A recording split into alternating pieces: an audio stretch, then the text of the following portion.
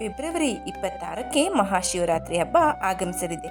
ಭಾರತ ಮತ್ತು ನೇಪಾಳದಲ್ಲಿ ಮಹಾಶಿವರಾತ್ರಿಯನ್ನು ವಿಜೃಂಭಣೆಯಿಂದ ಆಚರಿಸಲಾಗುತ್ತೆ. ವರ್ಷದ 12 ಶಿವರಾತ್ರಿಗಳಲ್ಲಿ ಮಹಾಶಿವರಾತ್ರಿಯನ್ನು ಅತ್ಯಂತ ಶುಭ ಅಂತ ಪರಿಗಣಿಸಲಾಗಿದೆ. ಈ ಹಬ್ಬ ಹಲವಾರು ಕಥೆಗಳನ್ನು ಹೊಂದಿಕೊಂಡಿದೆ. ಅವುಗಳಲ್ಲಿ ಒಂದು ಶಿವ ಮತ್ತು ಪಾರ್ವತಿಯ ವಿವಾಹದ ಆಚರಣೆ. ಹೀಗೆ ಹಲವಾರು ಕಥೆಗಳನ್ನು ಮಹಾಶಿವರಾತ್ರಿ ಹೊಂದಿದೆ. ಅಂತಹ ವಿಭಿನ್ನ ಕಥೆಗಳು ಯಾವುವು ಅನ್ನೋದನ್ನು ಈ ವಿಡಿಯೋದಲ್ಲಿ ತಿಳ್ಕೊಳ್ಳೋಣ. ನಮಸ್ಕಾರ ಸ್ನೇಹಿತರೆ, ಎಲ್ಲರಿಗೂ ಮನೋಜ್ ಕನ್ನಡ ಯೂಟ್ಯೂಬ್ ಚಾನಲ್ಗೆ ಸ್ವಾಗತ.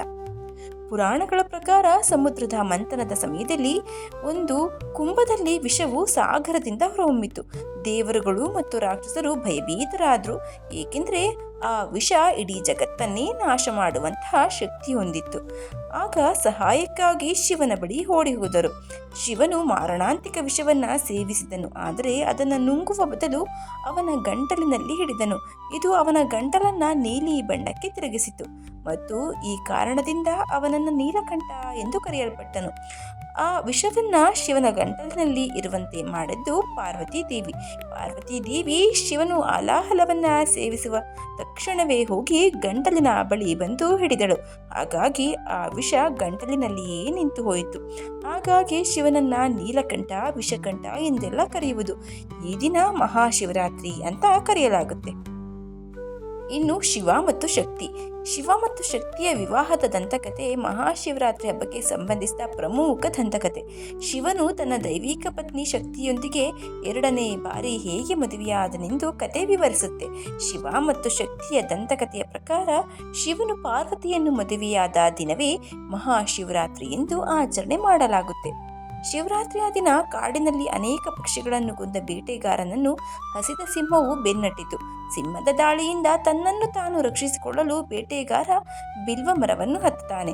ಸಿಂಹ ತನ್ನ ಬೇಟೆಗೆ ಇಡೀ ಮರದ ಕೆಳಭಾಗದಲ್ಲಿ ಕಾಯ್ತಾ ಇತ್ತು.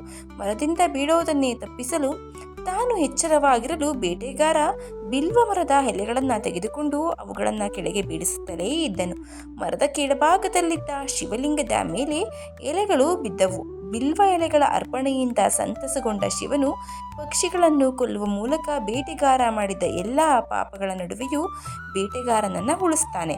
ಈ ಕಥೆ ಮಹಾಶಿವರಾತ್ರಿ ಮೇಲೆ ಬಿಲ್ವ ಪತ್ರೆಯಿಂದ ಶಿವನನ್ನು ಪೂಜಿಸುವ ಶುಭವನ್ನು ಒತ್ತಿ ಹೇಳುತ್ತದೆ. ಇನ್ನು ಶಿವಲಿಂಗದ ದಂತಕಥೆಯು ಮಹಾಶಿವರಾತ್ರಿಯೊಂದಿಗೆ ಆಳವಾಗಿ ಸಂಬಂಧವನ್ನು ಪಟ್ಟಿದೆ. ಈ ಕಥೆಯ ಪ್ರಕಾರ ಬ್ರಹ್ಮ ಮತ್ತು ವಿಷ್ಣು ಶಿವನ ಆದಿ ಮತ್ತು ಅಂತ್ಯಗಳನ್ನು ಕಂಡುಹಿಡಿಯಲು ಶ್ರಮಿಸುತ್ತಾರೆ.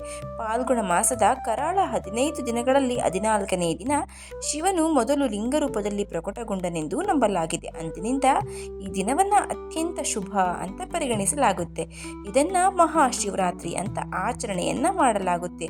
ಅಂದರೆ ಶಿವನ ಭವ್ಯವಾದ ರಾತ್ರಿ. ಈ ಸಂದರ್ಭವನ್ನು ಆಚರಿಸಲು ಶಿವನ ಭಕ್ತರು ಹಗಲಿನಲ್ಲಿ ಉಪವಾಸ ಮಾಡ್ತಾರೆ, ರಾತ್ರಿ ಇಡೀ ಭಗವಂತನನ್ನ ಪೂಜಿಸ್ತಾರೆ.